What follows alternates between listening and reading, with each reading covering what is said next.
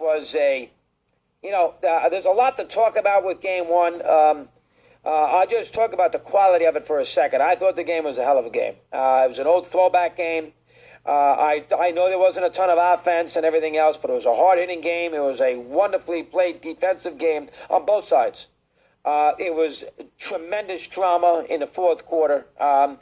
It was really it was a phenomenal. It was really about Brady against the defense. I mean, that's the story of the game. We'll get to Peyton in a minute, but the story of the game is Brady and Gronkowski against that great defense. I mean, that is the story in a nutshell of the AFC Championship game. And trying to make it a story about something else is silly. I mean, that's not what the game was about. The game was about Brady trying to navigate through a sieve of an offensive line, Gronkowski trying to keep him in the game single-handedly, Brady with an incredible amount of guts. That's what the game was about. And the game itself at the end was do I call it a classic?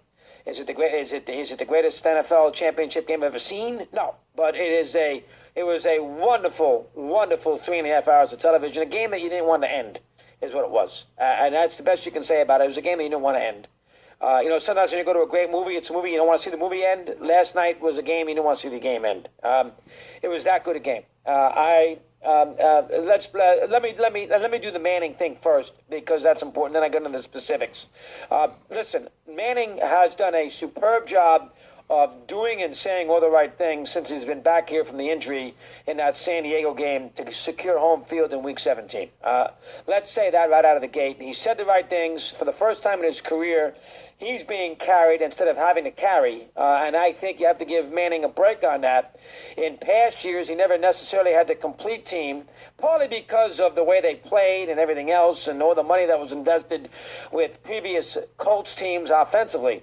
He had to carry the defense, so if he had a bad day, they would lose. Now, the shoe's on the other foot, where he can be carried by the defense. And as long as he essentially kind of stays away, does what he has to do on a drive here and a drive there, and don't make the colossal mistake. If he can do that, he has done his job. And that is exactly what he has done these last 2 weeks. That is exactly the formula for Denver in their building, which is a big factor.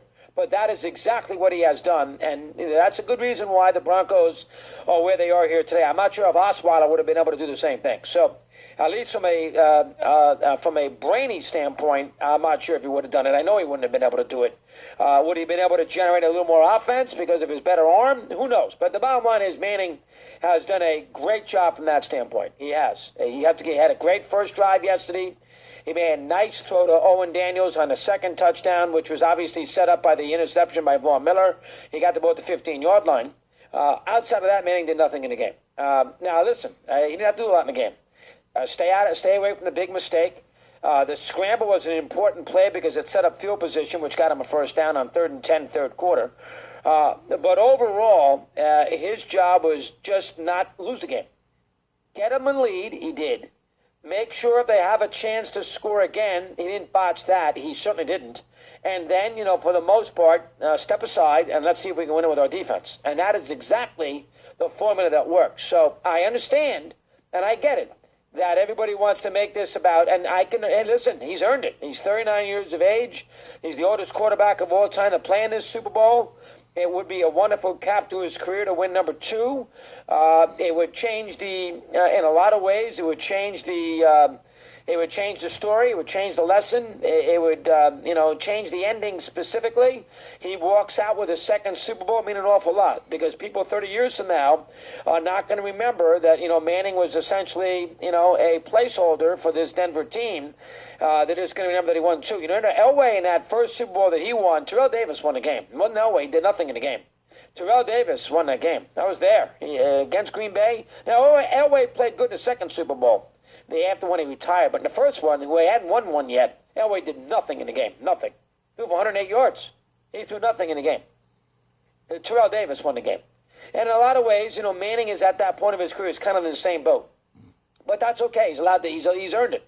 He's allowed to be in that situation. And I, for one, who have been very critical of him, I do not begrudge him this at all. He has been very open with the idea, now, let's be honest, folks, I'm basically carrying a clipboard for the defense. So, he has not shied away from the idea that he's basically trying to stay out of the way. And he did not really stay out of the way. It's a little strong because he did make a couple of beautiful throws. He did engineer an excellent first drive, which got him, basically set the tempo for the day and the tone of the game at 7-0. So he deserves all the credit for that.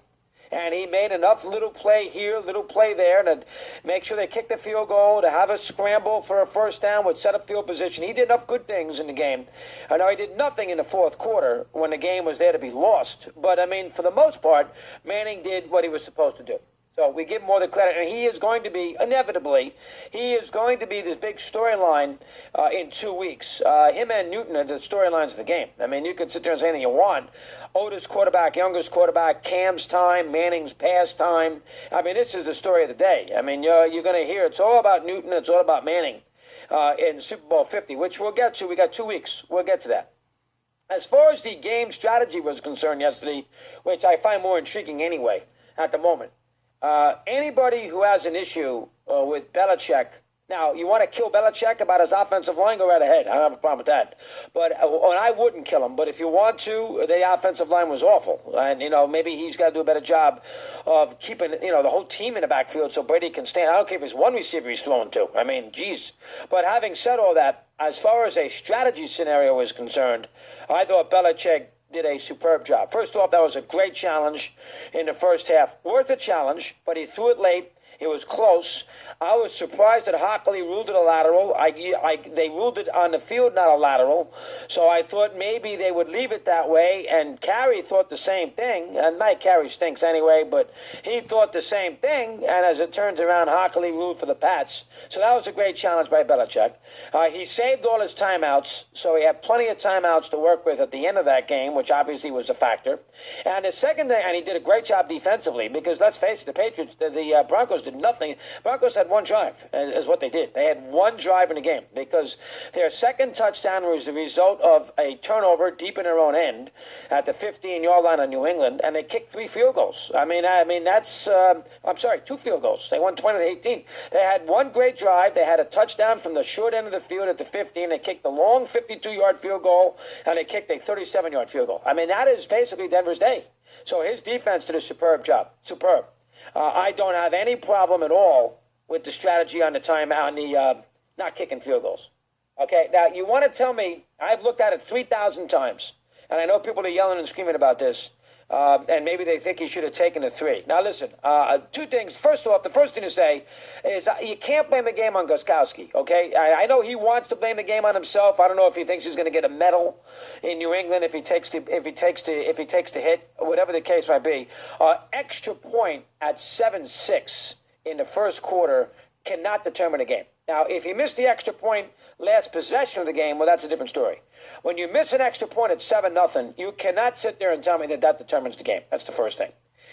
Second thing, so that's ridiculous. Second thing, the idea that he is supposed to kick a field goal with 6:01 left, down by 8, is absolutely absurd on 4th and 1. If it's 4th and 10 there, 4th and 8 there, I can see kicking a field goal because that's a very hard down and distant.